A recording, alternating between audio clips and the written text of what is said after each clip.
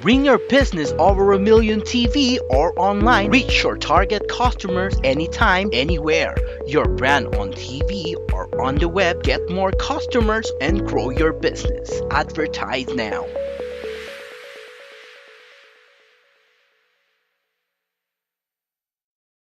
Gusto nyo bang makilala ang inyong business, kumita, sumikat at maging patok online or TV? Get more customers and grow your business. Advertise now.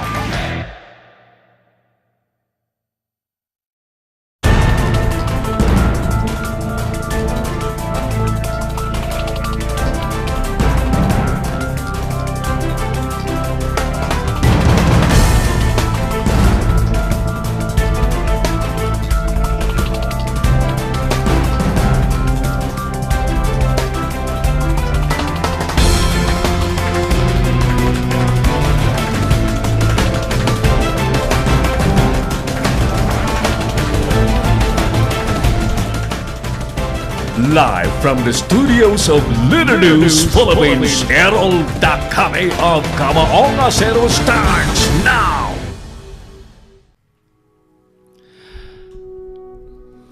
Kaibigan, muli po nating unahin ang ating panalangin. Panalangin po ng online broadcasters at mobile journalists. Amang Diyos na pinakamakapangyarihan sa lahat, na sa isang salita, nilalang ang mundo at patuloy na nangungusap sa sangkatauhan. Taos puso ang aming pasasalamat, kaming mga naglilingkod sa bayan, bilang online media broadcasters, mobile journalists, at 10 ng aming mga kapatid sa pamamahayag. Pinupuri ka namin sa ipinagkaloob na malikhaing talino, kaalamang teknikal, at kakayahang panaigin ng katotohanan. Magtaglay sana kami ng karunungan, matibay na integridad, malawak na pananaw at makatarungang mga desisyon sa aming mga tungkulin. Naway magsilbi kaming tinig ng mga mahihina at hamon sa mga makapangyarihan, tagapaghatid ng kaalaman at kaliwanagan sa mga nagugulumihanan. Tulungan niyo po kami na magampanan ang aming mga propesyon sa pinakamataas na antas, lalo't higit sa panahon po ng kasalatan, kakulangan ng oras at matinding kompetisyon. Patatagin niyo po kami laban sa mga tukso na sumang-ayon na lamang kung ano ang nakararami, maghaka-haka, makisama sa mali at ang magmadali. Tulungan niyo po kami, ang mga manonood, mga mambabasa at mga taga-suporta, na magampanan ang aming mga papel ng may talino at pangunawa ng ang katotohanan at kagandahan ang manaig sa online media. Inaalay po namin ang panalangin ito sa ngalan ni Jesus na tagapaghatid po ng magandang balita, naghayag ng kanyang katotohanan at nag-alay ng kanyang sarili sa sanlibutan. Amen. Si Errol Dakame, ang Kamaong Acero.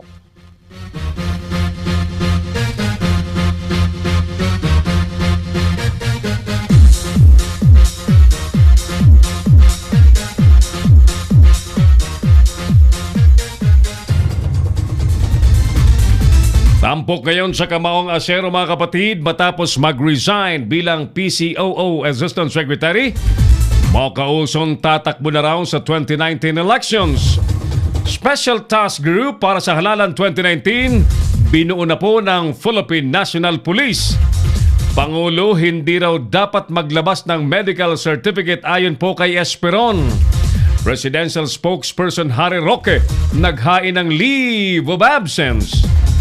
9% na inflation rate, posibleng pumalo raw sa Disyembre.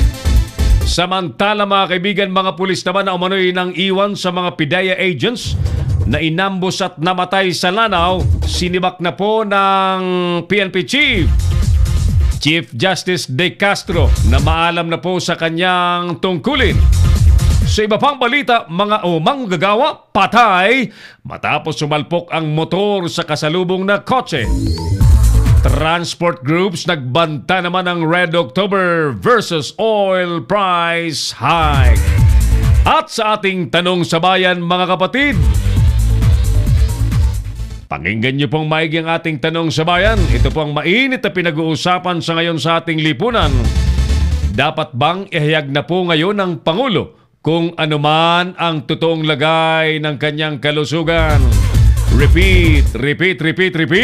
Dapat ihayag ba ngayon na ng Pangulo kung anuman po ang totoong lagay ng kanyang kalusugan? Si Errol Dacame, ang Kamaong Asero. Mga kaibigan, magandang gabi po sa inyong lahat. Ako na po ito si Errol Dacame. Welcome po sa tigasing palatuntunang Kamaong Asero na sumasa inyo po on HD quality at napapanood po sa buong mundo. Hi and hello sa mga OFW na tanging sa online platform lamang po. Umaasa ng mga latest na balita tulad po sa Leader News Philippines. Kami po ay patuloy na nagpapasalamat po sa inyo pong tiwala at suporta sa Leader News Philippines. Maraming salamat po sa inyo. Good evening siyempre sa mga nasa Metro Manila, mga nasa key cities, sa iba't ibang mga probinsya at mga munisipyo at mga lungsod.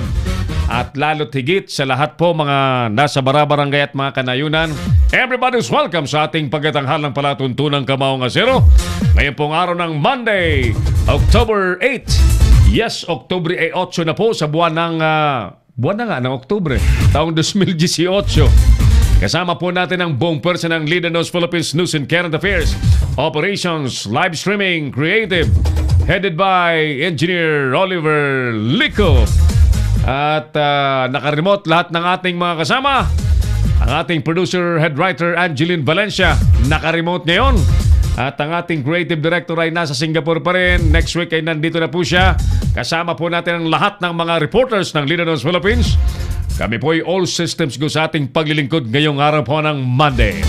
Doon po sa mga nais sumali ng live sa ating palatuntunan, of course, ang aming imbitasyon sa muli na pakilike niyo po ang ating FB page ng Leader News Philippines.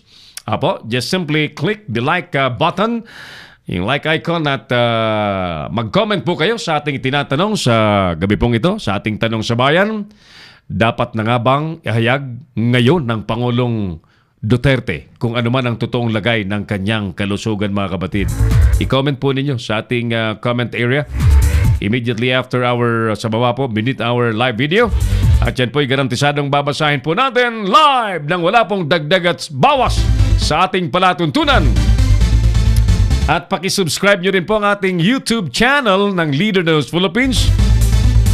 Magandang gabi po muna sa mga nasa Indonesia, especially sa ating kaibigang Ambassador Jawar Sandoval.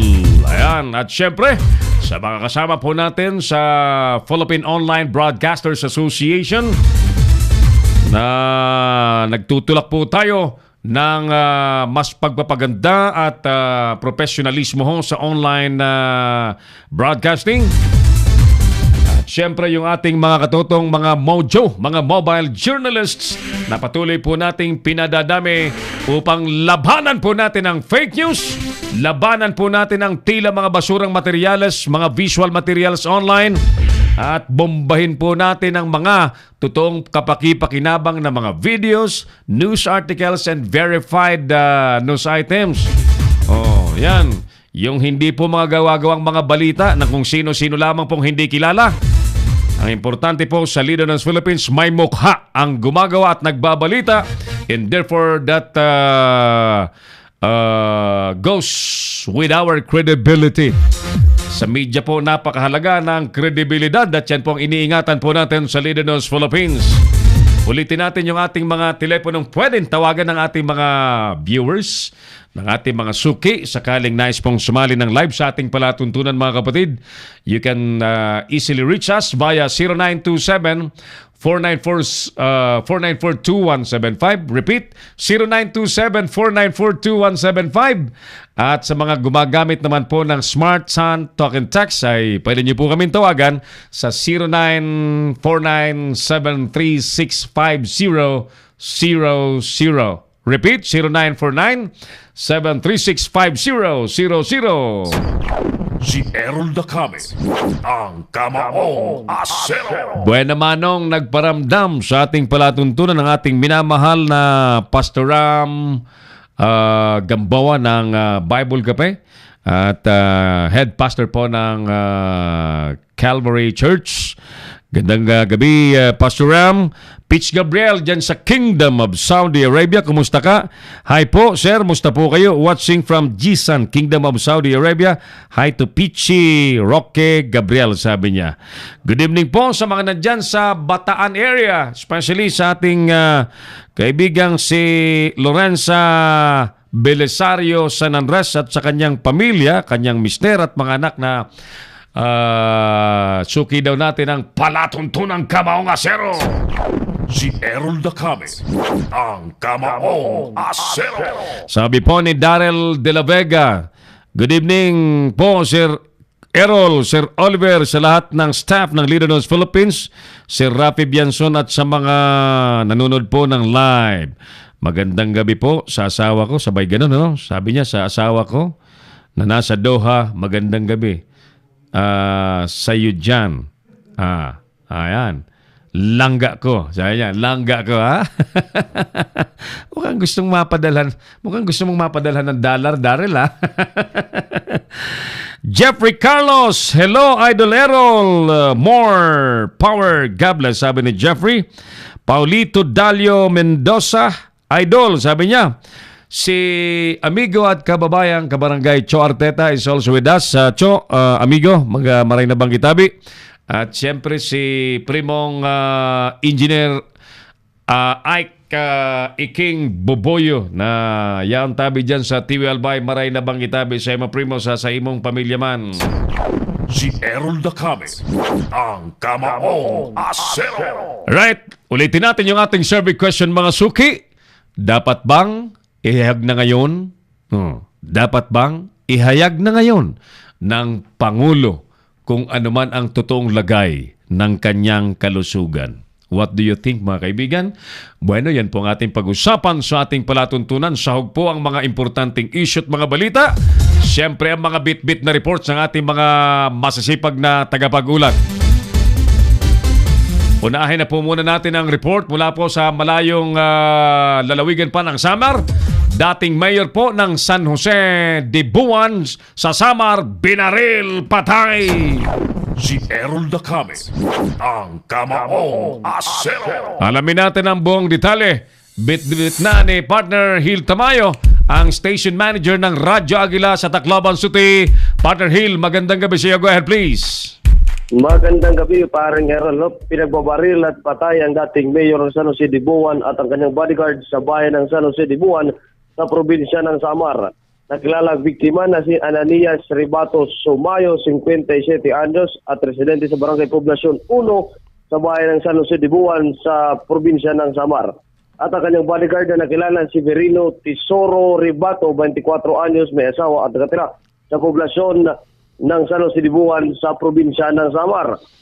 Ayon sa investigasyon ng otoridad, dumalo ng grupo ng dating mayor ng Bispiras ng kapistahan ng isang barangay sa bilang nang biglang may mahigit 4 na armadong kalakihan na nagpula ng bala sa mga biktima at agad naman napuruhan ng isa sa mga bodyguard nito. Samantala nagkagati naman ng putok ang ibang bodyguard ng dating mayor at isang suspect ang patay. Ayon sa mga residente ng barangay, kinilala nila ang isang suspect na dati na miyembro ng National NPA na grupo at nakilala naman na si Siboy Sulayaw alias Nonoy.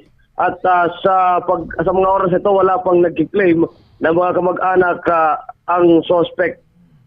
Sa follow-up operation naman na ginawa ng San Jose de Buwan, PNP, na nakipang isang suspect na may tama ng bala sa isang sementeryo sa barangay Baclayon sa nasabing bayan. Si Sumayo sinasabing tatakbo ngayong darating na 2019 election sa pagka-vice mayor sa bayan ng San Jose de Buwan. Isa sa mga anggulo na tinitingnan ng mga otoridad ay ang politika. Sa ngayon, patuloy ang investigasyon ng mga kapulisan sa nasabing insidente. Parang Aaron. Alright. Wala pa bang masasabing mastermind maliban sa isang sinasabing NPA na napatay na kasama sa mga suspects? Of course, pagpolitika, laging ang maaring pag-isipan dyan, bagamat hindi po natin pinangungunahan, ay yung mga sumasali din sa politika. Sa ngayon, parang Errol, meron ng initial ang kapulisan pero hindi pa nila pinapalabas. Siguro bukas magkakaroon na ito ng update kung sino ang nasa likod nito. Pero ang klaro sa atin ngayon ay itong isang namatay at isang nadakip na sugatan na miyembro ng nasabing NPA group. New People's Army. Yes.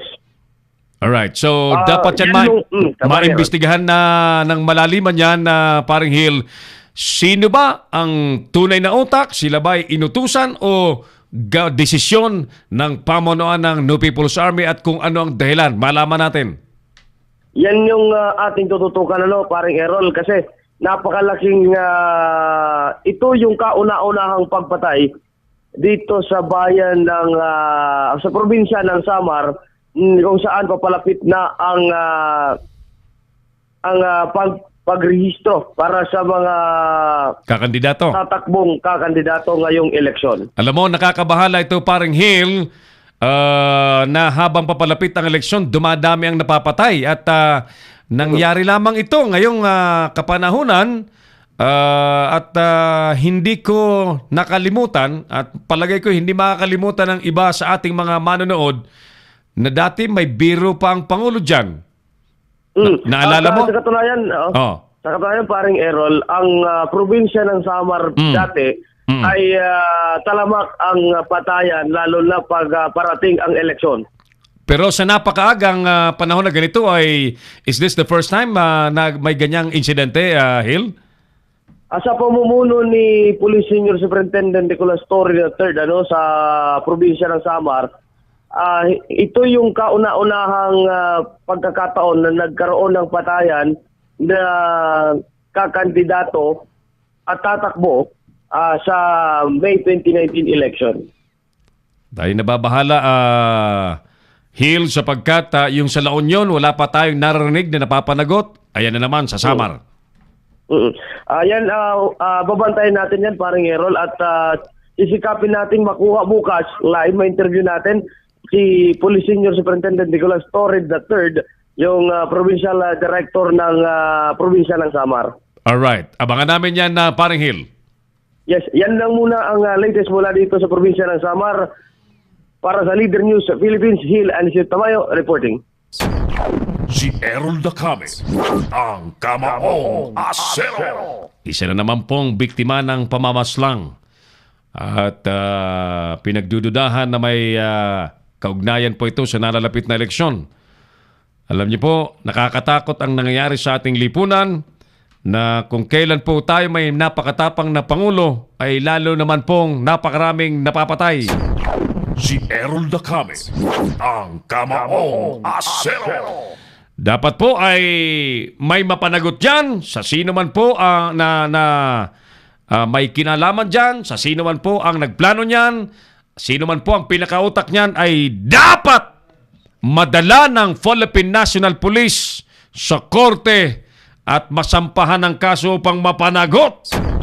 Si Errol Dacame, ang Kamaong Asero. Ang nakakalungkot lamang po dyan, kahit po maaresto, makulong ang suspect, ang pinakautak, yung buhay pong inutang ng mga gagong yan ay hindi na po may babalik. Si Errol Dacame, ang Kamaong Asero. Kaya po't nakakatakot sa panig po ng mga kumakandidato. Naintindihan ko na talagang sa panahon ngayon ay hindi na po biro talaga ang magdeklara ka na ikaw ay kakandidato.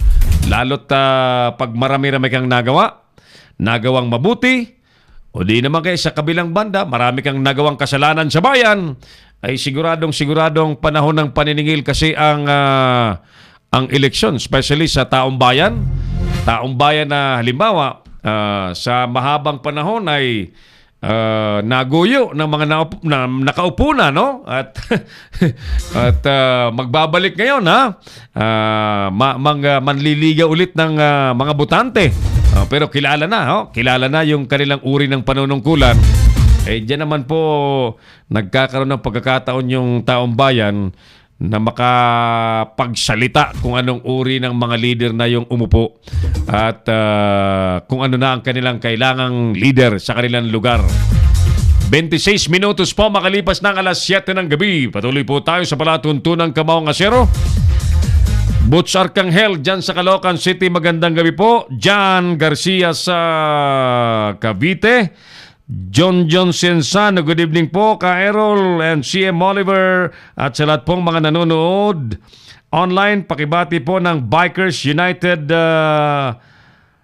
Omart Riders Club Incorporated from Kawit, Cavite. Si Errol Dacame, ang Kamaong Asero. Dire-diretso na po tayo sa repeke po ng mga report. Lindol sa Haiti, wala daw nadamay na Pinoy ayon sa Department of Foreign Affairs. Detalye ng balitang yan, hatid na sa atin ni partner Boyet Guillermo. Aring Boyet, magandang gabi sa iyo. Go ahead please. Niyanig Errol ng 5.9 earthquake ang capital ng Port-au-Prince ng Haiti kung saan 12 ang namatay at 188 sugatan noong Sabado ng gabi. Na nangyaring lindol ayon sa Department of Foreign Affairs at tinatay ang 500 Pilipino sa Haiti, walang Pilipinong namatay at nasugatan. Ayon sa ulat ni Ambassador to the United States Jose Manuel Romualdez, kay Foreign Affairs Secretary Alan Peter Cayetano, natukoy ang sentro ng lindol na tinatay ang nasa 19 km northwest of Port de Paix kung saan 219 kilometers mula sa kapital ng Port-au-Prince. Anya, naramdaman pa ang magnitude 5.2 aftershock na lindol noong sumunod na mga araw. Patuloy namang minomonitor ng mga opisyal ng embahada natin sa lugar ang sitwasyon doon at handang tumulong sa posible pang mga Pilipinong naapektuhan ng lindol. Samantala, sa banggaan naman ng isang oil tanker at pampasaherong bus na naganap sa highway na nagdudugtong sa kapital ng Kinshasa patungong Kenya, kung saan 50 katao ang namatay at 100 ang sugatan, wala naman din daw Pilipino ang nadamay. Live mula sa Southern Metro, Boyet Guillermo, Leader News, Philippines.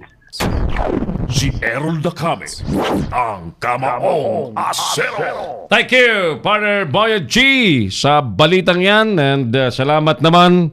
Kahit may kalamidad sa Haiti, lindol, ay wala pong nadamay na naging casualty Pilipino dyan. And that's a good news. Bagamat hindi po tayo natutuwang may ibang tao na hindi po lahing Pilipino ang naaksidente.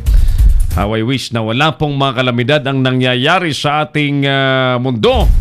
Sapagkat sa totoo lamang, pinapahalagahan po natin ang bawat isang buhay na nilalang po ng Panginoon. Si Errol Dacame, ang Kamaong Asero. Monthly po yan, Sir Errol, sabi ni Darrell de la Vega. Ayan. Pinakikinggan daw tayo sa Montacloban City at sa makaratig na lugar sa Samar. Tayo po ay nakasimulcast sa Radyo Agila sa Tacloban, 99.9 DWTA Radyo Agila Tacloban City, at yan po ay sa pamagitan ng ating kaibigan, Station Manager Hil Tamayo ng Radyo Agila Tacloban City. Partner, maraming salamat at magandang gabi po sa mga inaabot ng malinaw na broadcast ng Leader ng Philippines, simulcast sa Radyo Agila. Si Errol Dacame, ang Kamaong Asero. Flora Mer Blanco Burgos watching from Kuwait. Yan. Hi, Flora Mer Blanco Burgos. Yan. Salamat sa panonood sa palatuntunang Kamaong Asero. Baka gusto mong sumagot, Flora Mer. Ang ating tanong ngayong gabi ay ito yung mainit na pinag-uusapan sa ating bansa. Dapat na bang ihayag ngayon ng Pangulong Duterte ang totoong lagay kung ano man. Yan, kung ano man ang totoong lagay ng kanyang kalusugan. Daming intriga, daming usap-usapan, daming chismis. In fact, si Harry Roque, ang presidential spokesperson, napahiya. Napahiya sapagkat nagmistulas siyang sinungalin na hindi totoong pumuntang hospital ang Pangulong Duterte. But from the President's mouth himself, inamin niya na pumunta siya sa Cardinal Santos Medical Center sa Quezon City at siya nagpatingin ulit ng kanyang internal organs, endoscopy, ganon, no? At kadidepensa siyempre ni Harry Roque, yan nga po eh. And therefore, because of that, nagkasunod-sunod pa, lumabas ang Pangulong Duterte sa papuntang Hong Kong, hindi alam ni Harry Roque, and therefore yung mama sa sobrang hiya, dahil nagmimistulas siyang sinungalin, siya po ay nag-leave of absence ngayon. Si Errol Dacame, ang kamaong asero. Ayan. Ang sagot ni Floramer Blanco Burgos, yes! 100% over 100%. Ayan. Ayan ang kanyang sagot. Kayo po mga dear kababayans natin, dapat bang ihayag na ng Pangulong Duterte ngayon kung ano man ang totoong lagay ng kanyang kalusugan? Wala naman pong humihiling na magkasakit ang presidente, of course, no? At sino man, wala naman pong humihiling ang sino man na magkaroon ng karamdaman ng ating kapwa-tao. Udangan nga lamang po bilang pinakamataas na opisyal ng ating bansa, everybody's wanted as to the real score of the health of the president, sapagkat yun nga po ang presidente ho, siyang namamahala ng buong bansa. Siya po ang pinuno ng lahat ng sangay ng gobyerno. Di ba? And he is the highest official in the land. And isa siya, of course, isa siya sa pinaka-importanting tao sa balat ng Pilipinas. Kaya ang mga Pilipino talagang gano'n na lamang ka-interesante sa kung anong kalalagayan po ng kanyang kalusugan. But you know, kayo po ang tinatanong namin. Kayo po ang tinatanong po namin. Dapat na bang sabihin kung ano man? Whether wala naman? Or ano man? Alam niyo po kasi, Si Errol Dacame, ang kamaong asero. galit sa atin yung stinger. Ang presidente po, mahigit 70 na. And do really understand na talagang ganun po ang tao May karamdaman, nagkakasakit. Ang kaibahan lamang po kung nasa pribado kang buhay, wala pa kaya lamang ibang tao sa buhay po ng isang tao. Nagkataon po ang ating Pangulo ay nasa public office at may mga provision sa ating saligang batas na anuman ang kalalagayan po ng kalusugan ng Pangulo, may sinasabi dyan, although there are some degree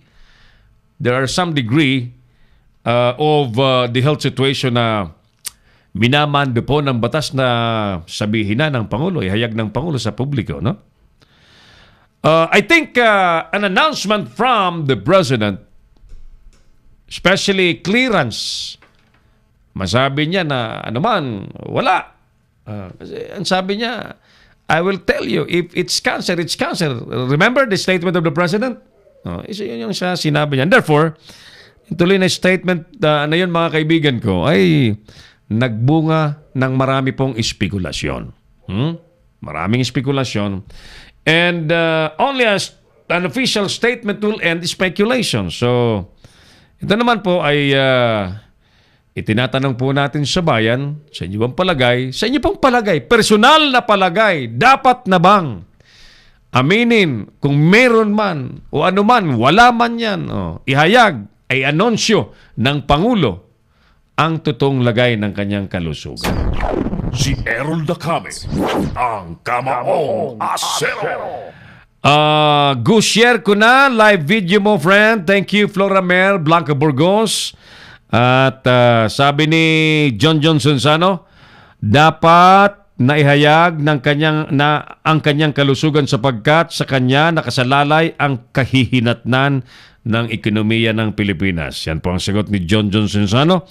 Si Quincy Joel B. Kahilig naman, kailangang ilantad sa publiko ang tunay na kalagayan ng kalusugan ng Pangulo dahil leader siya ng bansa at karapatan ng publiko na malaman ang katotohanan.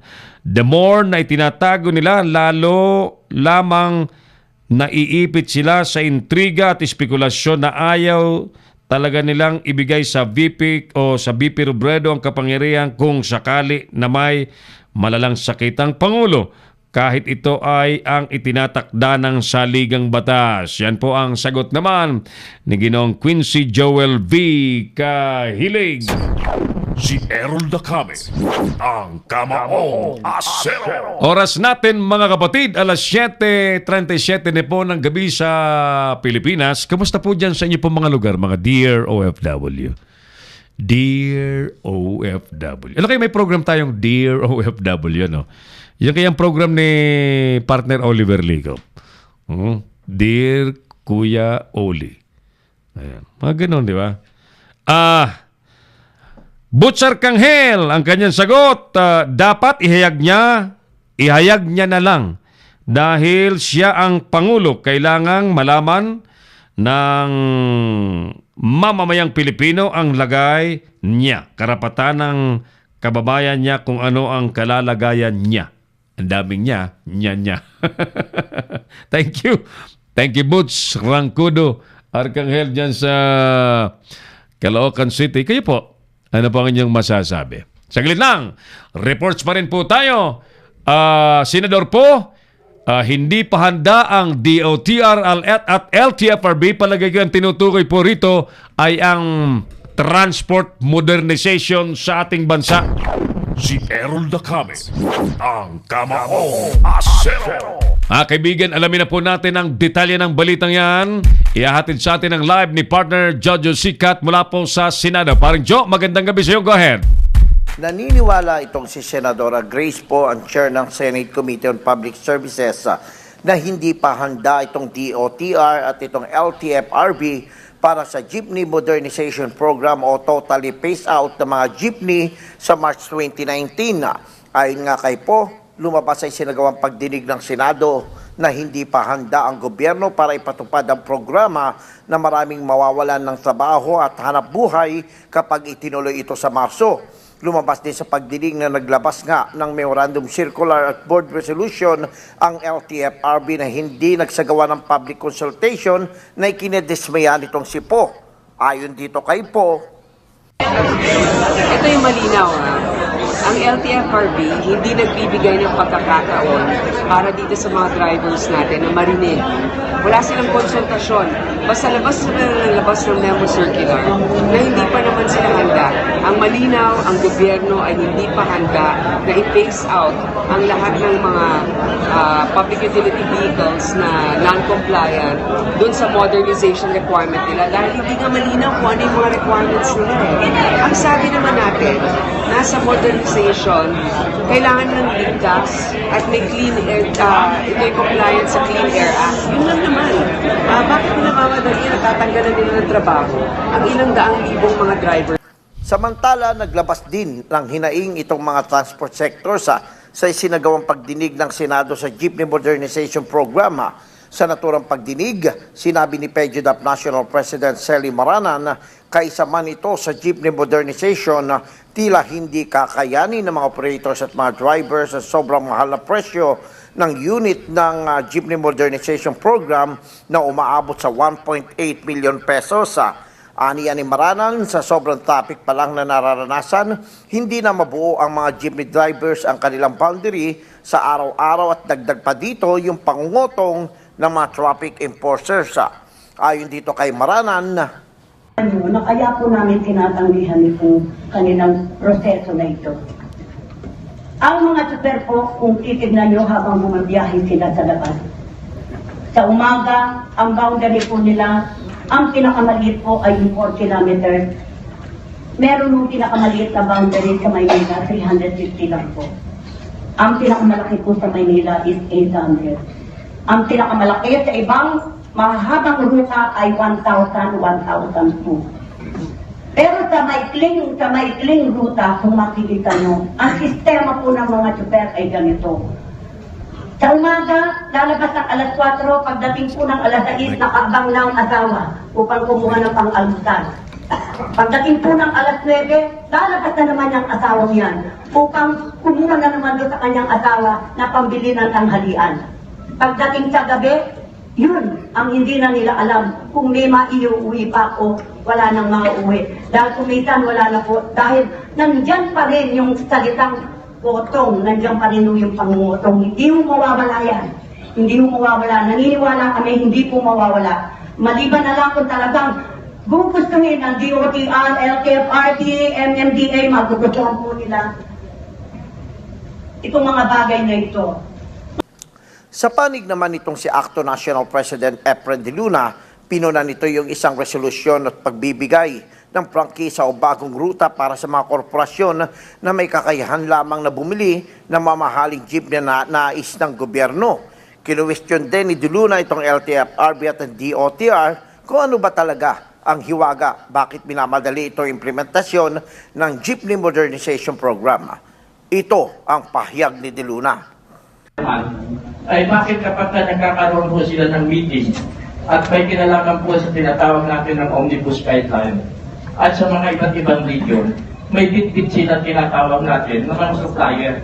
Katulad po nung nagkaroon po sila ng meeting dito po sa Mindanao, sa Butuan. Ang pinagtataka po namin, ang dala-dala nila doon, yung tinatawag na Star 8. At nag-iwan pa sila ng sample na tinatawag na electric jeep na hindi naman kayang umakyat sa bundok. Yun po yung katanungan pa rin natin. Pang-apat na naman po, para hindi na masyadong marami nakapagsalita yung iba. Yung party po na tinatawag natin, na nabanggit kanina, ay meron tayong tinatawag natin na hangganan na 3 years. Bakit po naglabas sila? Yung sinanggit po na yung Senador Pam, naglabas sila ng isang MC na kailangan ay magkaroon na kami ng consolidation sa pagdating ng Marso. Anong hiwaga meron ang DOTR na parang minamadaling nila yung part ng tinatawag na modernization? Samantalang pinag-uusapan pa natin ngayon na meron naman tinatawag na mga mura na halaga na sasakyan na sumunod naman doon sa standard na gusto nilang sa pamamagitan ng modernization. Sinigunda naman ito ni George San Mateo, National President ng Piston, na tila walang konsyensya at anti-puryo nag-isip ng naturang programa. Iginiti San Mateo na ginawa ang programa hindi para sa jeepney drivers at mga operators, kundi para sa mga korporasyon na tanging may kakayahan na bayaran ang sobrang mahal na Jeepney Modernization Program. Ito si Jojo Sikat para sa Leader News Philippines, nagulat. Si Errol Dacame, ang Kamaong Asero. Thank you, paring Jojo Sikat sa report na yan. Alam niyo ho, nagtataka tayo bakit tumatagal ang implementasyon ng jeepney modernization na yan. Masyado pong masangsang ang naamoy natin. Nang isa sa dahilan dyan ay sa kanilang mga vested interest. Mga supplier na pinipilit po nilang iakma ang mga sasakyang isusupply para sila ang makasakote ng supply po ng mga bihikulong pamalit sa mga jeepneys na i-phase out na raw, sabi po nila. Ayan, so ganun din. Naalala ko tuloy yung Marawi Rehabilitation, hindi simulan. May mga usap-usapan na nagkakaaway-away at hindi makapagsimula dahil sa dami ng pera at mga kontraktor na nais daw paakmain sa mga proyekto para sila ay ayos na ayos sa mga usapan. Diyos ko po, hindi nyo talaga tinutulungan ang Pangulong Duterte. Si Errol Dacame, ang Kamaong Asero. Sobrang dami nga ang nakapwesto ngayon na mga pansarili ang inuuna. Mga gago talaga. At dahil sa ginagawang yan ng mga napagkatiwalaan ng Pangulong Duterte, lagi po ang nagiging tampulan po ng kritisismo siyempre ang Pangulo. Pero hindi naman talagang Pangulong may gawa. Yung mga tao na pinagkatiwalaan niyang maging katuwang niya sa magandang pamamahala ay baluktot po ang mga ginagawa. Si Errol Dacame, ang Kamaong Asero. But you know, alam mo, hinihintay lang siyempre ng publiko na yung mga namumurong yan ay talagang pagbabaklasin sa pwesto ng Pangulong Duterte. So tingnan natin kung bukas, makalawa ay may mga mababaklas na dyan. Quincy Joel V. Kahilig. Mabuhay ka, sir. Errol, sabi niya. Thank you, Quincy. Hello, kabayan. Sabi ni Manoy Alan, kabayang Alan Cargurio dyan sa Legazpi City. Vic Vista Barameda sa Pasig, sabi niya, marhay na bangge po, sir. Dapat na pong ihayag ang totoong lagay ng kalusugan ni PRRD para sa kapakanan ng bayan. Thank you, Vic Barameda ng Pasig City. Primong Engineer Ike, good evening, Primo, sabi niya. Ma'am Malu Vergara sa Las Vegas, hello, Sir Errol Dacame, good evening. Good evening, my Kamaong Asero family. May God bless us all. Thank you, Ma'am Malu Vergara. And kumusta na si Sir Fernan? Kailan ba ang uwi ni Brother Fernan sa Pilipinas? Namimiss na namin siya, ha? Sige, kumusta na lamang ang inyo pong pamilya dyan sa Aremica? Ayan. Kailan ka tayo makapag-live broadcast sa Amerika? Nakasama natin ang buong team ng Leader Notes Philippines, ano? How I wish, ano? By the way, salamat pala sa ating kaibigang si Rain Hanson na tumawag sa akin 3 weeks ago at ipinapaalam sa atin na ang Leader Notes Philippines at ang Kamaong Asero program, si Errol Dacame, ay nakahandang bigyan ng parangal sa New York. Dangan nga lamang yung schedule po ay ngayong October na, so wala tayong magagawa kundi i-beg off na muna yung pag-attend sa isang mahalagang awarding ceremony dyan sa New York dahil wala tayong oras para mag-asikaso pa ng mga dokumento, travel documents natin, visa, etc. Dahil sa biglaan po yung notisya. Sabi ko, baka meron pang kami ay aakma next year baka sakali, ano? Kung tayo mapili ulit next year. Hindi naman kaya, pwede na lang ipadala, di ba? Rain Hanson, classmate, kaibigan, amiga, aking napakayamang amiga na sa New York na. New York ba yun? Tama? New York? Ayan. Gandang gabi po sa mga Pilipina, mga Pilipinong nasa Amerika na, piniling mamuhay at maghanap buhay. And I'm sure kahit nandyan po kayo sa Amerika, natitiyak po namin na ang inyong mga espiritu, ang inyong mga puso ay nananatiling mga tunay na Pilipino. Si Errol Dacame, ang Kamaong Asero. Bueno, ulitin natin yung ating survey question o tanong po sa bayan sa gabi pong ito ng Monday, October 8, mga kapatid. Tinatanong po natin, ano bang palagay po ninyo? Dapat na bang iayag ng Pangulo ngayon kung ano man ang tunay na lagay ng kanyang kalusugan? Salamat po, sir, sabi ni Ma'am Malu Vergara at sila Flora Mer Blanco. Kumusta kayo dyan? Saan lugar ka nga, Flora Mer? Kuwait, sa Kuwait pala. Kuwait. Alam niyo ang mga Pilipino at Pilipinong napupunta sa Kuwait? Napakaswerte. Ang pera sa Kuwait ay dinar, tama? Tama ba, partner, ang pera sa Kuwait dinar? O sa Qatar yun? Qatar, dinar? Kuwait, dinar. Mataas ang valuation kung ipapalit sa piso. Di ba? So, swerte, no? At pakaingat po lamang kayo lagi, no? Sapagkat iba talaga ang hanap buhay at sitwasyon kapag malayo sa pamilya at nasa ibang lupain kayo, no? Hindi po biro. Ang una sa lahat, yung desisyon na maghiwalay ang asawa at kanyang asawa at maghahanap buhay sa abroad. Hindi po biro. At mas napakabigat kung ang nag-abroad po ay ang babae. Ang ilaw ng tahanan ng aalis, iiwanan si Mr. at yung mga anak sa Pilipinas at yung nanay po, mother, ang mag-abroad. Napakabigat niyan, no? At kung ako lamang po ang tatanungin, ayoko pong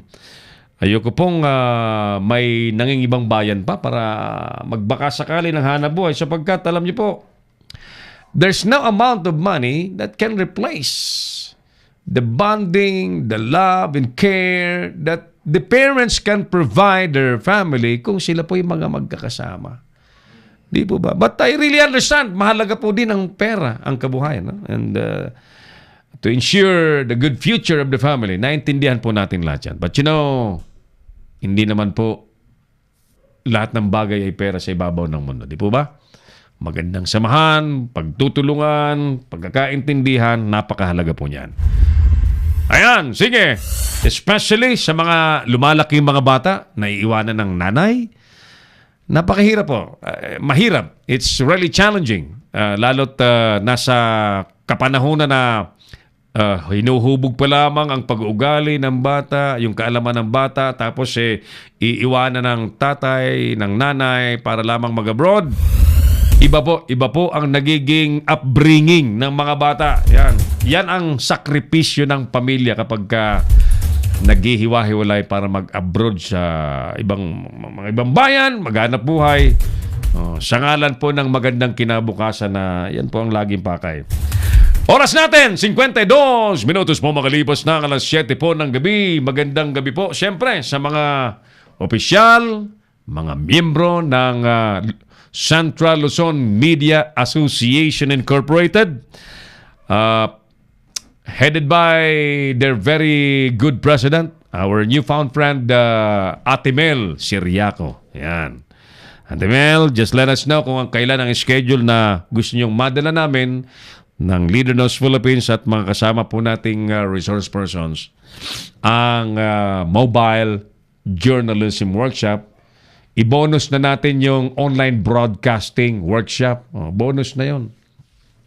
At salamat naman at yung tiwala ng CLMA ay napunta po sa Leader News Philippines. Yan po pinapahalagahan po namin at dangan nga lamang yung mga oras po natin ay kailangang iakma. Pagtugma-tugmain, Pagtugma-tugmain para yung ating mga schedules ay magpanagpo, ika nga. Si Errol Dacame, ang Kamaong Asero. Support ng effort ako sa program mo, friend. Thank you, Flora Mer Blanco, dyan sa Kuwait. By the way, naalala ko pala, mga kaibigan, tuloy na tuloy po yung ating proyektong Kapote at Bota para po sa mga kabataang katutubo. At alam niyo po, patuloy na may mga kalamidad, pagsama ng panahon sa ating bansa, kaawa-awa po yung mga estudyante, mga elementary, especially the elementary pupils, kababaihan, kalalakihang, mga batang katutubo na naglalakad halos walang sapin sa paa. Makapasok lamang po sa kanilang mga paaralang malayo, kilometro ang kailangan po nilang lakarin para pumasok sa mga eskwelahan. Awang-awa po tayo kapag inaabutan po sila ng ulan, samaan ng panahon, sobrang init. But nice po nating tugunan muna ay yung huwag silang mabasa sa ulan. Kaya't tuloy po yung ating panawagan na samahan niyo po kami, ang Leader News Philippines, sa programa, sa proyektong Kapote at Bota para sa mga estudyanteng katutubo, mga kabataang katutubo, which we hope to do and implement this month.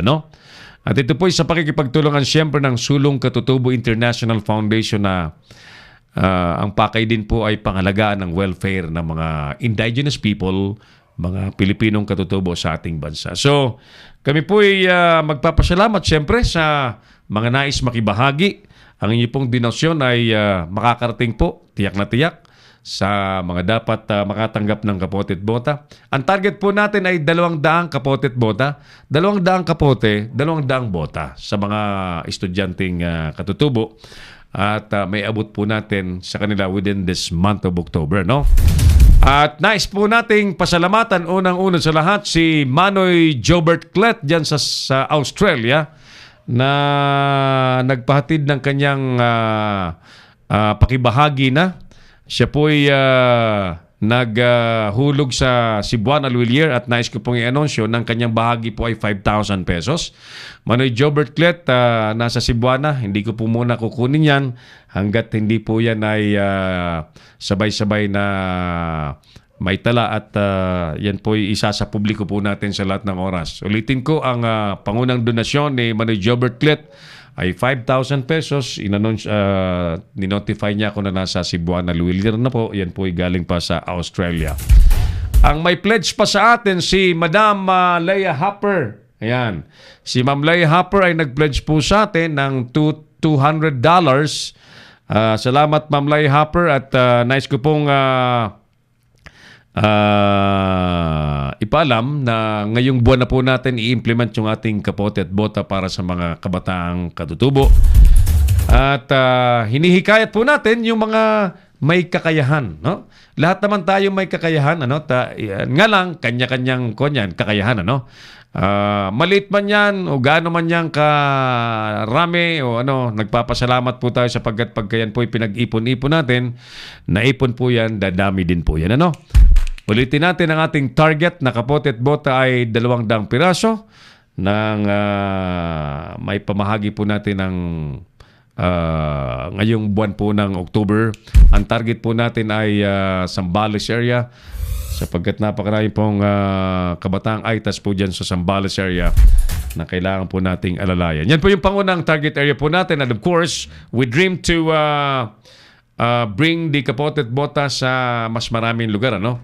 At yan siyempre ay magagawa po natin sa tulong po at alalay ng ating mga viewers na may mga kakayanan galing po sa abroad, mga nasa abroad na. Ang aming panawagan po ay makibahagi po tayo rito sa proyektong kapote at bota ng Leader Knows Philippines. Si Errol Dacame, ang Kamaong Asero. Ayan, Joseph Bahilio is with us. Para po sa akin, si Rerol, sabi naman ni Ate Malu Vergara, kahit ano ba ang kalagayan ng kalusugan ni Presidente Duterte, basta patuloy pa niyang ginagawa ang kanyang work sa ating bansa. Okay lang po. Basta ipag-pray na lang natin po, sana hindi po mabigat ang sakit niya. Kailangan po natin siya para sa ikagaganda ng bansa natin. Tama. May God bless us all. Thank you, Ma'am Malu Vergara dyan sa Las Vegas. Si Errol Dacame, ang Kamaong Asero. Mga dear viewers, ano po ang inyong sagot? Habang ang Kuwaiti dinar po ay, Diyos ko po, 177 pesos and 96 centavos po kapag kay pinalit po sa piso. Floramer, ayan pala laki ng halaga ng Kuwait dinar, no? Kaya nga tama yung sinasabi ko, maswerte yung mga Pinoy at Pinay na dyan po nabigyan ng pagkakataong maghanap buhay sa Kuwait. Ayan, isa na dyan si Floramer. Ayan, baka makaalalay ka, Flora, sa Kapote at Bota Project ng Leader Knows Philippines. Ngayon pa lamang ay magpapasalamat na po kami. Thank you! Diretso tayo sa iba pa mga report. Mokauson, tiyak na ang pagtakbo raw sa 2019 senatorial election. Si Errol Dacame, ang Kamaong Asero. Alamin natin ang detalye ng balitang yan. Hatid pa rin po sa atin ang ating masipag na tagapagulat partner Jojo Sikat. Parang Joe, magandang gabi. Pasok ka ulit. Inamin itong si Resigned Communication Assistant Secretary Mocha Uson na natatakbo siya sa 2019 midterm election. Sa kabila ng pag-amin, hindi naman tinukoy ni Uson kung sa local o national post ito tatakbo sa susunod na halalan. Ayon dito kay Mocha, nagdesisyon siyang kumandidato upang bigyan ng boses ang mga ordinaryong Pilipino na biktima umano ng fake news.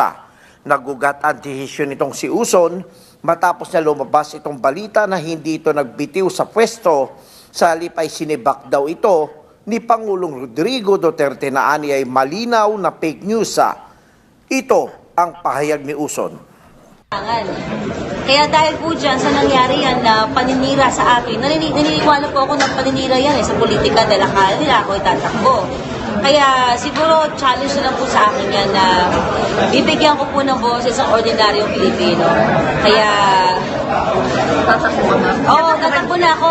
Oo, kasi kasi kung ang ganitong klaseng tao ay sinisiraan ng ganyan, paano na yung mga walang boses? Kaya dapat magkaroon po ng boses ang ordinaryong Pilipino. Lumabas sa isang pahayagang inquirer nga na sinibak daw itong si Uson nitong si Pangulong Rodrigo Duterte at hindi ito nagbitiw sa pwesto. Sinabi ni Moca na dapat na maging responsable sa pagbabalita at iwasan yung pagkakalat ng fake news. Dagdag pa ng dating kalihim na ngayon ay ordinaryong Pilipino na handa itong lumaban sa anumang batikos at fake news na ibinabato sa kanya. Ay nga rito kay Moca Uson, nabasa ko nga yung fake news na Inquirer. May Inquirer ba dito? Yes, mama ko, ma'am. Oo nga. Pero ako nagtatanong. Oo nga nilabas breaking news daw na ako daw po ay sinisanti ni Pangulong Duterte. At fake news po yan kasi mapapatunayan ko na walang katotohanan dyan. At ayun, pakisabihan po yung kasamahan nyo na maging responsable naman sa pagbabalita. Kung dati ako ay isang public official na hilig lang pag binibira, ngayon po ay lalaban na ako. Buti nga ako ay merong pang plataforma para ipagtanggol ang sarili ko. Diyan sa Moca Uson Vlog, sa Facebook, paano na lang po yung mga ordinaryong tao na nilalapastangan. Matatanda ang nagbitiw sa kanyang pwesto itong si Uson noong October 3 sa budget hearing sa Senado upang hindi na umano gipitin ng mga makakaliwang kongresista ang budget ng PCOO bilang kanyang sakripisyo. Nagtungo nga kanina itong si Moca sa Senado upang bisitahin si Senate President Vicente Tito Soto III at itong si Senador Joseph Victor Ejercito upang magpasalamat sa nakarang pagdinig sa Senado. Ito si Jojo Sikat para sa Leader News Philippines, nagulat. Si Errol Dacame, ang Kamaong Asero. Kumpirmado tatakbo na ang hindi malaman kung anong tatakbuhan. Siguradong eleksyon. Kaya lang kung anong pwesto kasi kung hindi ako nagkakamali sa pagkasenador, tama bang may age requirement? Sa Vice President, may age requirement. And of course, sa pagiging Pangulo, may age requirement. So, ewan ko, 35 years old ba pataas ang senador? Or walang age requirement? Siguro ang pinakamagandang requirement dyan ay talagang yung may kakayahan. Pero wala eh. Alam niyo po ang Kaya alam niyo, si Moca Uson ay qualified. She is very qualified. Kasi una, ang kwalifikasyon na tinatadhana po ng COMELEC ay very simple. One, you must be a Filipino citizen. Ano bang citizenship ni Moca? Filipino citizen. Number two, registered voter. I'm sure si Moca Uson registered voter yan. Number three, able to read and write. Able to read and write. I'm sure nakakabasa at nakakasulat si Moca Uson. Ano pa? Minimum of ano ba yan? 6 months residency kung saan siya planong tumakbo. Kung local. Kung national naman, wala na. As long as you're in the Philippines and you're practicing your profession here for your whole life, wala nang question kung anong mo. So, ayan, tingnan natin kung anong tatakbuhin niya. Basta tingin ko, dahil sa simpleng kwalifikasyong tinatadhana ng COMELEC, Moca Uson is qualified. Yes, she is qualified. Yan Yun ang simpleng qualification. Therefore, she is qualified. Si Errol Dacame, ang Kamaong Asero. Sabi ni Quincy Joel Kahilig, Moca Uson, ikaw ang panira sa reputasyon ni Pangulong Duterte. Ayan. Ikaw ang panira sa reputasyon ng Pangulong Duterte, sabi ni Quincy Kahilig. Oras natin mga kaibigan, 5 minuto na po makalipas ng alas 8 po ng gabi. Happy birthday muna sa mga may birthday ngayon. October 8 at Lunes po ngayon. Dahan-dahan po ngayon. Lunes pa lamang. At doon po sa mga natatraffic pa rin sa Metro Manila, Diyos ko po, buhay pa. Nandyan pa rin sa DOTR ang mga dapat napapanagot o gumagawa ng mga solusyon dyan na wala pong may pakitang solusyon sa bayan. Si Errol Dacame, ang Kamaong Asero. Alright, sige, tuloy-tuloy po tayo sa ating palatuntunan. Sa inyo bang palagay dapat nang ihayag ngayon ng Pangulong Duterte ano man ang totoong lagay ng kanyang kalusugan? Good evening sa aking ever dearest Mama Jing na namumroblema ngayon. Ayan sa table. Ayan. Kayo po. Ayan. Alright. So, dun sa mga nais makibahagi po sa ating Kapote at Bota Project para sa mga batang katutubo, ay mag-advise po lamang kayo sa ating cellphone number para ma-advisean po namin kayo kung paano po kayo makaka-participate. Pwede rin naman pong pwede naman pong ibigay po ninyo ay Kapote at Bota talaga, no? Kung gustuin po ninyong Kapote at Bota na pong ipamigay po ninyo, pwede po yan. Pero doon po sa mga malalayo at donasyong cash ang ibibigay po ninyo, that's also welcome. But we assure you mga kaibigan that everything will be transparent. It will be reported on public dito po sa ating palatuntunan. Ipapakita po natin ang mga amount at mga pangalan po ng mga taong tumutulong sa ating nawawala itong aking nagtatampo itong aking headphone na yan.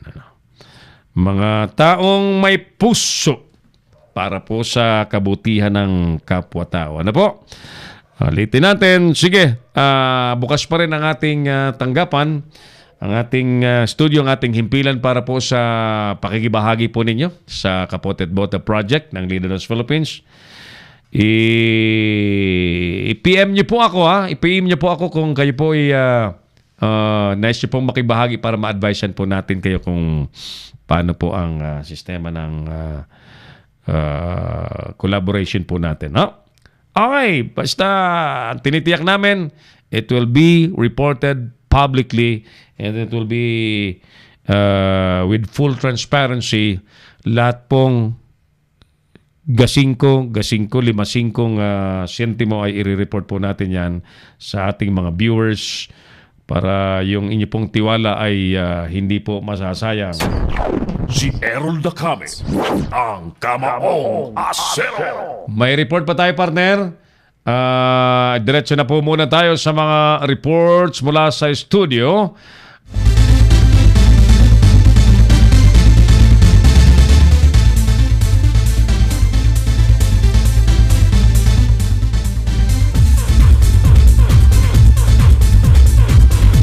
Nagmatigas naman po ang National Security Advisor na si General Hermogenes Esperon na hindi kailangan pa manglabas ng medical certificate ni President Rodrigo Duterte tungkol sa kalusugan nito.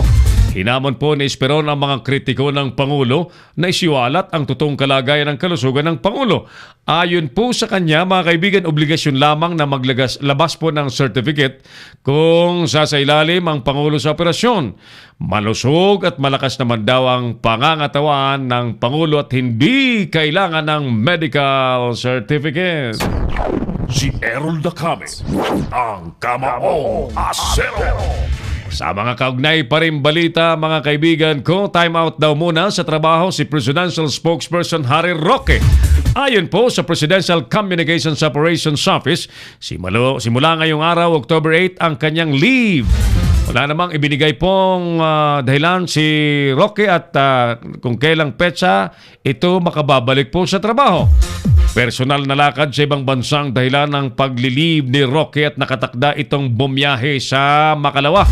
Kansilado na muna ang press briefing hanggat wala pa si Roque. Noong Biyernes din, sinabi ni Roque na pinag-iisipan daw niyang magbitiw sa kanyang trabaho. Simulang lumutang na tela, nagsinungaling tuloy siya dahil hindi niya alam na ang totoo pala ay pumunta sa ospital ang Pangulong Duterte pero sinabi niya hindi.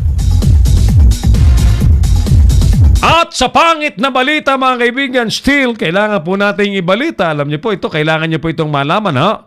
Ayon po sa ekonomistang One Pacman Party List na si Congressman Mikey Romero, posibleng lumala pa daw at umabot ng hanggang 9% ang inflation rate ng bansa sa pagpasok ng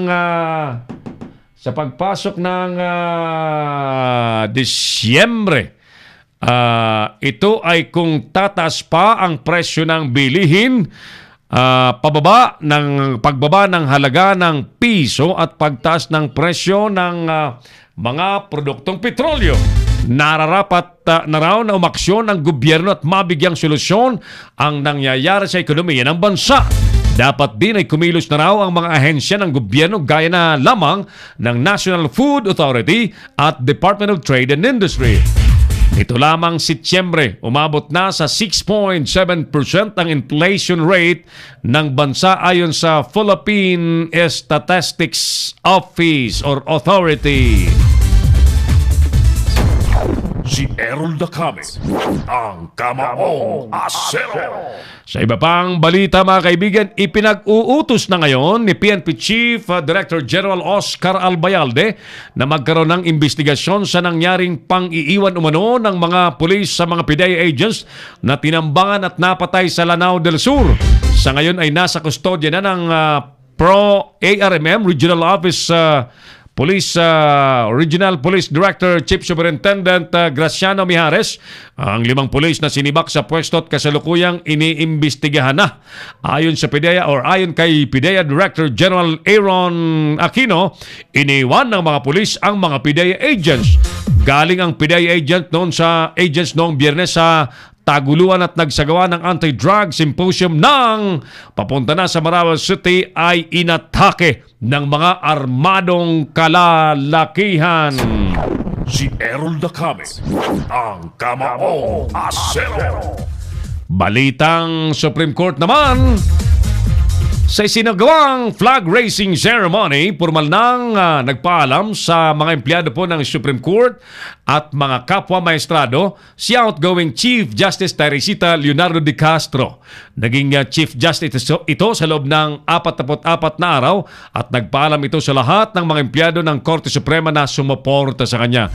Kahit mahigit na 40 araw lamang ang kanyang panunungkulan, marami itong nagawa gaya lamang ng pagtaas niya sa basic pay ng mga first-level judges sa bansa, pag-aproba sa overtime pay ng mga court stenographer at court employees na nagsasagawa ng continuous trial. Napunan din niya ang mga bakanteng posisyon sa korte. Pangungunahan pa na De Castro ang en banc session sa umaga at oral argument sa hapon sa kanyang huling araw sa tungkulin bukas. Opisyal naman itong magre-retiro sa October 10. 14 minutos na po makalipas ang alas 8 po ng gabi. Tuloy po ang palatuntunang Kamaong Asero. Si Errol Dacame, ang Kamaong Asero. Wala nang buhay naman ang dalhin po sa ospital ang 43 anyos na laborer at kritikal ang kasamahan nitong matapos sumalpok ang sinasakyang motor sa kasalubong na kotse sa San Jacinto sa Pangasinan. Lumabas ang laborer at kasamahan nito para bumili ng ulam habang pauwi na ang nagmamaneho naman ng kotse na sa kanilang tahanan. Ayon naman sa investigasyon, mabilis ang takbo ng kotse at inagaw nito ang kabilang lane. Wala namang natamong anumang sugat ang driver ng kotse. Ayon sa pulis ay isang mag-aaral at nakainom daw ng alak. Si Errol Dacame, ang Kamaong Asero. Alright, mga kaibigan, yan po ang hanay ng mga naglalakihang balita ng ating bansa. At tayo po ay nasa palatuntunang Kamaong Asero pa rin. May report muna sa ating palatuntunan si Bernard Menyosa. Ito ay may kaugnayan pa rin sa mga grupong patuloy na aktibo ho sa nalalapit na halalan. Alamin natin ang detalye sa report ni partner Bernard. Si Errol Dacame, ang Kamaong Asero. Alright, live mula sa Quezon City, Bernard Menyosa. Partner, magandang gabi sa'yo. Go ahead. Magandang gabi, partner Tyrol. At nandito nga, katatapos lang ng isang matagumpay na grand launching nitong Partido Federal ng Pilipinas. At kanina, napakarami po mga supporters na dumalo na isinagawa sa Quezon Memorial Circle dito sa lungsod pa rin ng Quezon. At sa mga oras na ito, Tyrol, ay katabi ko si General Thompson Antion, na siyang Secretary General ng Partido Federal ng Pilipinas. Sir, nandito tayo sa Linya Philippines, pero nasa kabilang linya si Errol Takami. Kasamang Errol, magandang gabi sa iyo. Ako'y po ang inyong ipilan. Good evening, General. Magandang gabi at welcome po sa ating palatuntunang Kamaong Asiron. It's our pleasure to have you tonight, General. Ano po ang core value na isinusulong po ng Partido Federal ng Pilipinas, General? Ang unang po ay ito ay ang pagpunta sa ating family institution at ginawa po ito credited and granted yung aming petition ng 30 April na maging isang national political party. Ang aming advocain, nasasaad po sa aming constitution and bylaws at pagigtingin natin ang konsepto ng federalismo sa ating bansa. At yan po alinsunod din naman sa advokasya ng ating mahal na Pangulo, ang ating Pangulo, Rodrigo Duterte, na dapat ang itong bansang ito ay pagpapatuloy ang advokasya ng isang bansang papayapa at maunlad. Ang sinabi po niya, be crime-free, drug-free, anti-corruption-free, at sa kabuuan yung anti-poverty. Alright. All those things na binanggit mo, General, ay napakagaganda po niyan. But how would you reconcile sa kagustuhan po ng Pangulong Duterte na mabago talaga ang landscape ng politika by having new faces? Ang inyo po bang Partidong Federal ng Pilipinas ay mag-field ba kayo ng mga kandidatong puros lamang bago o meron pong mga datihan at mga incumbent, General? Itong hanay na ito ay nanggagaling sa ating activity. Ano po? Apo. Meron kami na-organize na po ang ating hanay mula po sa Regions 1 hanggang ARM. So lahat po yan ay nasuportahan ng RRD, NECC. Ito po yung Mayor Rodrigo Duterte, National Executive Coordinating Council. Yan po pamumuno ni Secretary Jane Mangyong, Director General ng TESTA. Kasama po dyan ang Party of Agrarian Reform Secretary, Dan Castriciones, at ang ating mahal na SWD Secretary, Secretary Orobo. So sa hanay pong yan, ang aming kandidato ay nagkakaroon po senatorial, governors, congressman, hanggang baba po ng mga municipal mayor hanggang konsehal. Opo. Alright. Ano po ang masasabi nyo, General? Meron pang ibang mga grupo na nagtutulak din po ng kahalintulad pong mithiin na maisulong po ang federalismo, masuporta ng presidente, bagamat iba-ibang grupo ito, General. Opo. Sa ating pag-aaral naman, pagkaya naman ho ay sama sa adhikain ng isang federalismo sa ating buong bansa. Yan po ay sama-sama po yan, magkakaroon po ng mga alyansa, alliances, kaya coalition. Oh, very good. All right. General, baka may nais po kayo panawagan sa ating mga manonood worldwide. Napapanood po ng maliwanag on HD quality ang Kamaong Asero sa Lidonas, Philippines. Nasa inyo po ang pagkakataon, sir. Opo, magandang gabi po sa inyo lahat, sa buong mundo. Kami po ay nagpapasalamat na sana ang ating atikain, magsama-sama po tayo upang mabigyan tayo ng ating mahal na Panginoon ng lakas at bigla upang magsapaktay, bumpay po tayong lahat kapanganan ng ating mga mamamayang Pilipino na isang matiwasay, kapayapa at kabuluhang demokrasya bansang Pilipinas. Very well said. Thank you so much at magandang gabi po, General Thompson Lantion, ang Secretary General po ng Partido Federal ng Pilipinas. Maraming salamat at mabuhay po kayo. Mabuhay din po kayo, sir. Ang galing eh. Yes, Nard? Rol. O kanina nga ay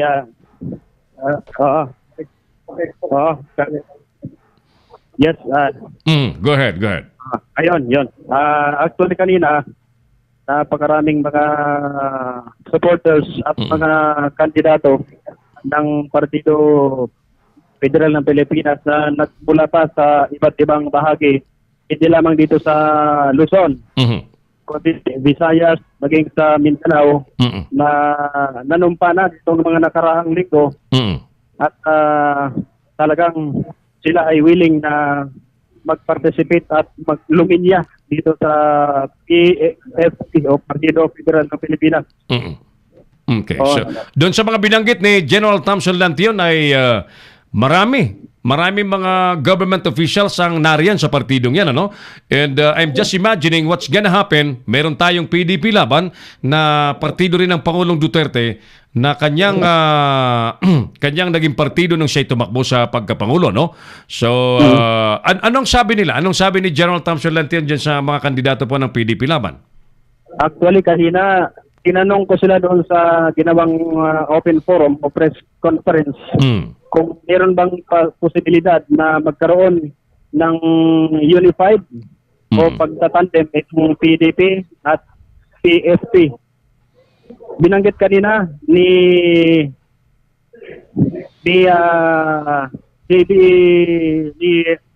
Yusek, dating Yusek, at Board of Director ng Landang, si JB Hinlo, na posible naman daw, open naman daw sila para sa gagawing pagtatandem kung sakali. Pagsasanib puwersa. Pinag-uusapan pa rin. At kay Ron, nandito, katabi ko rin pala itong kaibigan natin, si General Abubakar Mangilid. Chairman ng Partido Federal ng Pilipinas. Sir, live tayo sa Kamaong Asero sa Leader of Philippines. Nasa kabilang linya si Errol Takami. Chairman, magandang gabi po, Chairman. I'll greet you in Muslim greetings. Magandang gabi po, sir. Yes, sir. Opo. Congratulations at matagumpay pong nailunsad nyo na ang Partidong Federal ng Pilipinas. Opo. Isang napakahalagang tanong, Chairman, ano? Yun nga pinag-uusapan namin ni Bernard. Paano po ang mangyayari sapagkat meron pong PDP laban na suportado po ng Presidente? At dyan po sa Partido Federal, ang inyo pong grupo ay mga opisyal din po ng gobyerno na sumusuporta rin po sa Presidente. So, how do you see a possible collaboration or paano po ito? Magkakatunggali na po ba ang mga nasa dating magkakasama sa darating pong halalan, Chairman? Opo, totoo po yan. Yes, totoo po yan. Meron kaming pending coalition sa PDP laban. Yes, sir. Lamang inalang pa namin sa COMELEC kasi na po yung facility dito po sa Kalaong Wings, no? Kaya kukunin sila sa kay Garcia, no? Hindi naman accredited ng COMELEC. Ito po yung makuha sa aming political party. Ito po yung Partido Federal ng Pilipinas. Opo. I'm just imagining, Chairman, kasi kung merong official candidates ang PDP laban, meron din po kayong official candidates, hindi po kaya malito ang presidente niyan, Chairman? Hindi po malilito yung ating presidente dahil mag-uusap po yung dalawang political party. Sino po yung piliin sa dalawa representative for isang nominee ng dalawang party. Yung aming susuportahan. Opo. Posible ba na, kasi maghahalal ng 12 senador sa senatorial contest, posible ba nakikita nyo ba na 6 sa inyo, 6 din po sa PDP, Chairman? Well, titignan po natin, no, dahil nasa presidente po, yung kanyang election, no? Ang dinominate at nasa kanya pong final say. Po dyan sa isang finalist na senator dito sa midterm election. Opo. Opo. Alright. So, sige, Chairman, mahalaga po ang tinig tulad po ninyo, especially sa ngalan po ng mga kapatid nating Muslim sa Mindanao. Ano po? So, do you think ang Partido Federal ng Pilipinas para po sa nalalapit na halalan ay makapaghahatid po ng magandang line-up na mangangako po ng magandang pagbabago po sa Mindanao, Chairman? Opo, dahil lahat po ng slate ng senatorial candidate ng PAP, no? Ng senatorial town municipal council, ayan po ay properly selected, properly screened. Sa kanila po ang lahat ng criteria or katangian sa halalan nito. Very good. All right. Chairman Abu Bakar, nasa inyo po ang pagkakataon. Baka may nice po kayo ipanawagan sa ating mga viewers. You still have the chance, Chairman. Hello? Naputol yung ating linya. 827 mga kaibigan. Programang Kamawang Asero pa rin. Ang kausap po natin ay ang Chairman ng Partido Federal ng Pilipinas. Abu Bakar, kahilig ba yun, Bernard? Kahilig? Ayan, balikan natin si Bernard.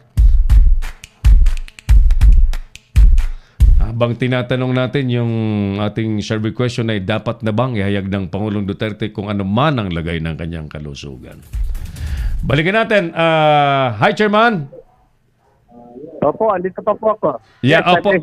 Yes, sir. Opo, you were answering my question na while ago bago tayo naputol. Yung slate na ilalatag po ninyo sa publiko, especially sa mga pangarap nating pagganda naman ng Mindanao, Chairman. Well, sa amin, yes, sa amin po sa area ng Autonomous Region ng Mindanao. Opo. Ay, pero po kami sa hanay ng MRRD NPC kung saan po ang ating PAP candidate ay andyan po sila at yan po ay dumaan na po sa isang screening ng committee po ng PAP. Ayan. That ensures na ang lineup ay may magandang plataforma para po sa mga kapatid nating Muslim. Thank you, Chairman. Baka may nice po kayo ipanawagan sa ating mga manonood worldwide. Tayo po'y pinanonood sa buong mundo, Chairman, sa Leader News Philippines, sa Kamawang Asero program. Go ahead, please. Ito pala buong mundo tayo pinapakinggan at pinapanood. Yes, at, sir. Ako po ay nagpapasalamat at nabigyan ako ng isang pagkakataon para marinig po ang aming pinig. At ito pong ano ng MRRD NPC kung saan po ay patagal ng aming paglalakbay at ito po nabuo namin yung political party ng presidente kung saan ito po ay tinawag na Partido Federal ng Pilipinas. Asahan ninyo ang lahat ng kandidatura dito po sa lineup ng PAP ay maka-deliver po ng napakagandang serbisyo sa ating bayan. Dahil ito po ang partido ng ating Pangulo, si Pangulong Rodrigo Roa Duterte. Very well said. Chairman, maraming salamat po. Good luck po, sir. Maraming salamat din po. Good evening and thank you.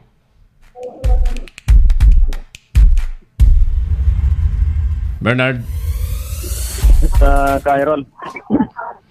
Nagpapaalam. Nagpapaalam yung ibang mga kandidato na nandito ngayon. Sino ba ang pinag-uusapan na masasalang bilang senador, kandidatong senador ng Partido Federal ng Pilipinas, Bernard? Isa na, nangunguna kay Errol, si Atty. J.B. Hindo, na dating Undersecretary ng ALD. Ngayon, siya yung presidente ng si Densing, si Pimaco Densing kasama ba dyan? Hindi siya nakasama kanina. Aha. Pero at yung mga provincial na mga kandidato naman, isa na si Governor E.R. Sito at nandito nga kanina kasama yung mga local mga city councilors na kalinya niya. I see. So finally, yan ay accredited national party ng COMELEC at pwede nang pumasa ilalim diyan yung mga kandidatong yayakap ng kanilang mga paniniwala at prinsipyo At lalo't malapit na ang filing ng COC ng mga kandidato, kailangan nila ng CONA, Certificate of Nomination and Appointments. Yan. Pwede kayo. Sa katunayan nga ay si Quezon City Vice Mayor Joy Del Monte. Ang siyang nanguna kanina. Teka, hindi ko pala naitanong eh. Oo. Senador ba nila? Si Mocha Ongson? Ay, hindi naman sinabi. Hindi sinabi? Kasali ba dyan? Oo. Hindi? Hindi binanggit. Hindi binanggit. Oh. Excited kami malaman, Bernard eh. Excited kami. Tanong ko.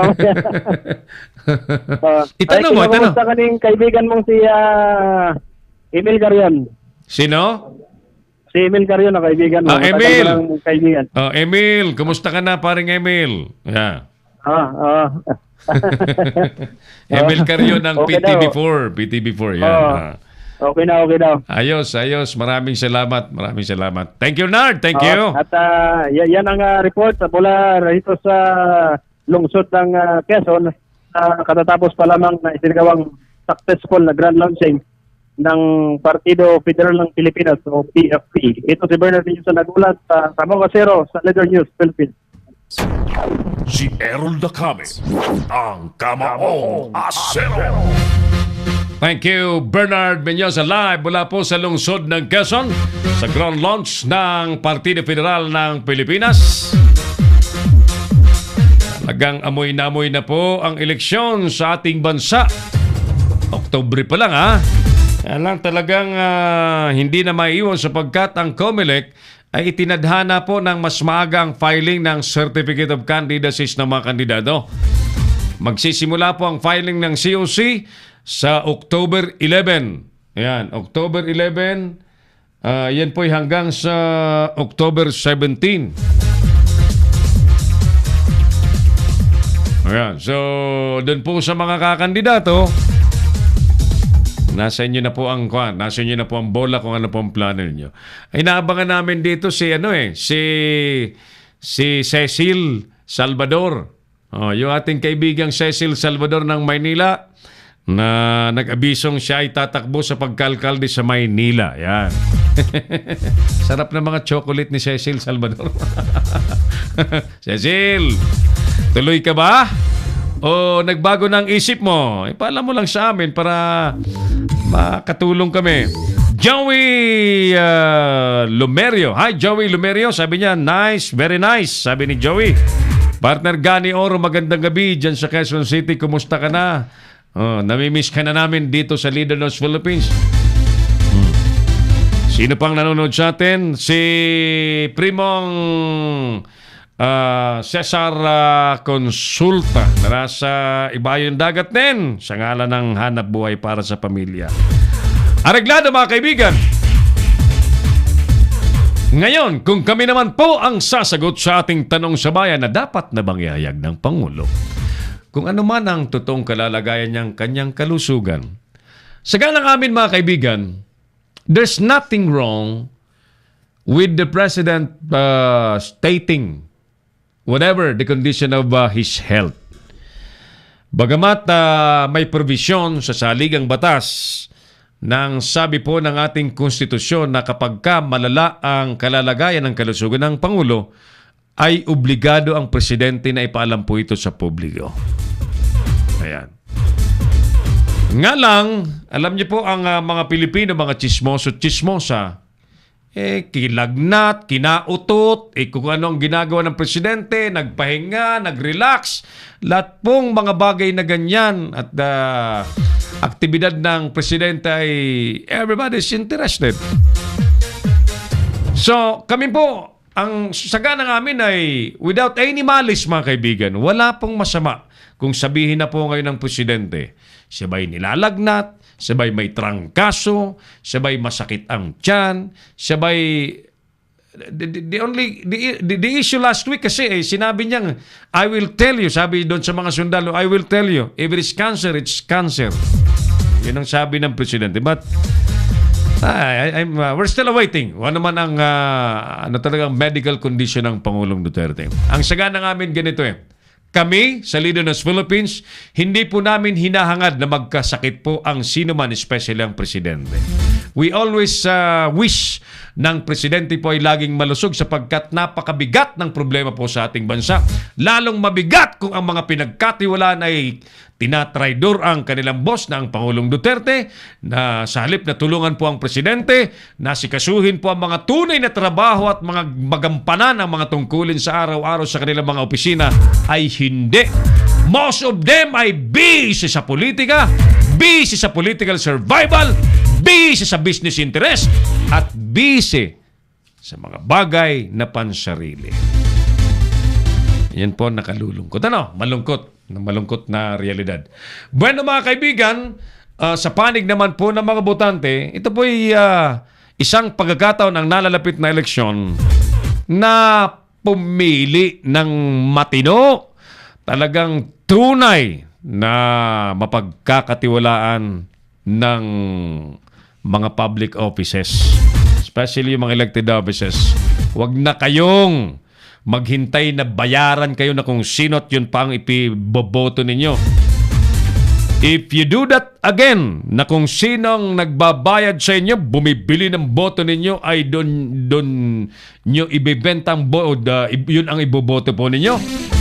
Paano tayo magkakaroon ng isang malinis na bansa, as in free from any corruption, kung mismo ang mga botante ay corrupt? Ako na po magsasabi rito sa harapan ng kamera. Maraming mga botanteng Pilipino, ulitin ko with my words, with my own words, maraming mga botanteng Pilipino ang mga korap. Bakit ko nasasabing korap? Boboto lamang kapag ka binigyan at binayaran po ng salapi. 500, 1,000, 2,000, 5,000. But I am not saying na lahat ng mga botante ay korap. Marami pa rin po ang matitinong botante. Marami pa rin po ang matatalino at intelihenteng pumili po ng tamang leader. At ang pangarap po namin ay mas dumami ang mga intelihenteng botante nang tayo po ay makapili ng tunay na mga leader na may kaalamang sapat, may kapasidad na paglingkuran ng bayan, at may totoong pagmamahal sa bawat isang Pilipino, hindi lamang po sa posisyon. Sa pamagitan po ng ating malatalumpating yan, winawakasan po natin ang pang-Monday edisyon ng Palatuntunang Kamaong Asero. At sa ilang saglit po sa inyo ang Palatuntunang Bible Cafe, headed by Pastor Ram Gambaw at ang mga kasama.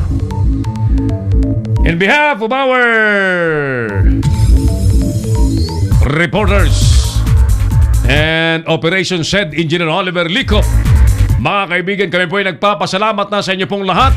Long Ridge Philippines, PQC Pent Depot, at ang Burgosco Auto Parts, at syempre ang TPC Telepreneur Corporation, mga kaibigan. At muli, salamat po doon sa mga makikibahagi sa kapote at bota para po sa mga kabataang katutubo. Thank you in advance. Ulitin ko, ang nagpahatid na po ng bahagi ay si Manoy Jobert Clet. Nag-donate po ng 5,000 pesos na.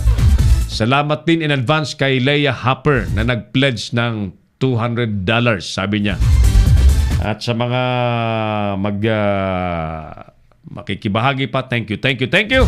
Mga kaibigan, ako pa rin po ang inyong Kamaong Asero, si Errol Nakame. Maraming salamat. God bless Pilipinas! Inyong napanood ang mga batas na banat ni Errol Nakame sa Kamaong Asero. Abangang muli dito sa Little News Philippines.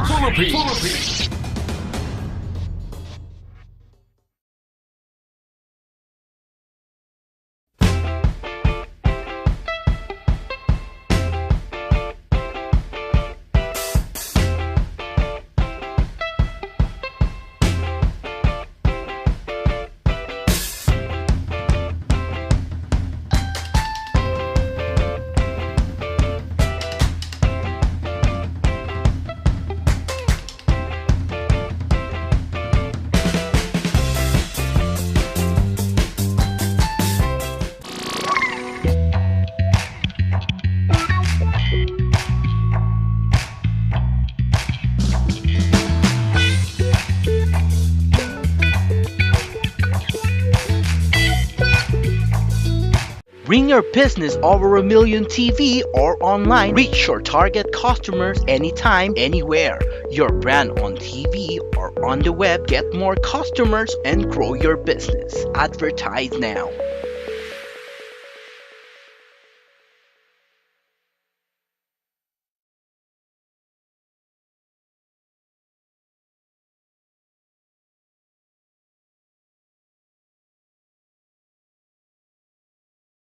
Gusto nyo bang makilala ang inyong business, kumita, sumikat at maging patok online or TV? Get more customers and grow your business.